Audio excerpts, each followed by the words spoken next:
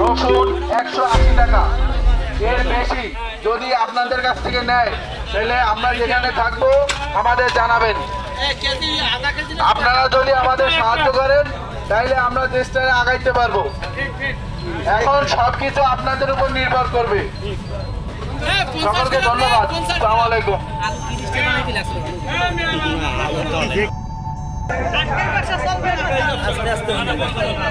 বরগুনার আমতলী উপজেলার কুকুয়া ইউনিয়নের চুনাখালী বাজার এ মনিটরিং ও ট্রাফিকের দায়িত্ব পালন করছে শিক্ষার্থী ও স্বেচ্ছাসেবকরা। শনিবার 10 আগস্ট এই দৃশ্য দেখা যায়। তারা জানায় আজকে চুনাখালী সাপ্তাহিক বাজারের দিন, তাই যানজট অনেক বেশি। এছাড়াও ট্রাফিক পুলিশ না থাকায় অল্পতেই যানজট সৃষ্টি হয়, তাই আমরা ট্রাফিকের দায়িত্ব পালন করছি। এ বিষয়ে শিক্ষার্থী মাহফুজুর, বাহাউদ্দিন, তিসান সহ সকলে বলেন, এই দেশটা আমাদের, এই দেশের সম্পদ রক্ষা করার দায়িত্বও আমাদের। এই ব্যাপারে সকল শিক্ষার্থীদের সতর্ক ও সচেতন থাকার আহ্বান জানাচ্ছি।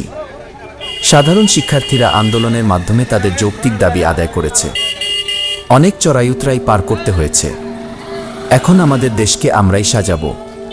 তরুণদের মধ্যে যে গণজোয়ার সৃষ্টি হয়েছে তারা যে কোনো ধরনের বৈষম্য এবং দুর্নীতি রুখে দিতে বদ্ধপরিকর। বরগুনা থেকে মিথুন কর্মকারের পাঠানো তথ্যচিত্রে ডেস্ক রিপোর্ট, মিশন 90।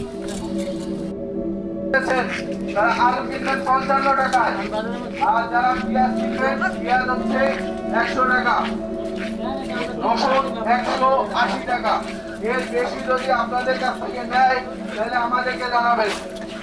আপনারা আগাইলে আমরা আগাইতে পারবো, আর আমরা আগাইলে দেশ আগাবে। সুতরাং সবাই আমাদের সাথে সহযোগিতা করুন। মিশন 90 সংবাদের পিছনে নয়, ভিতরে ছুটি।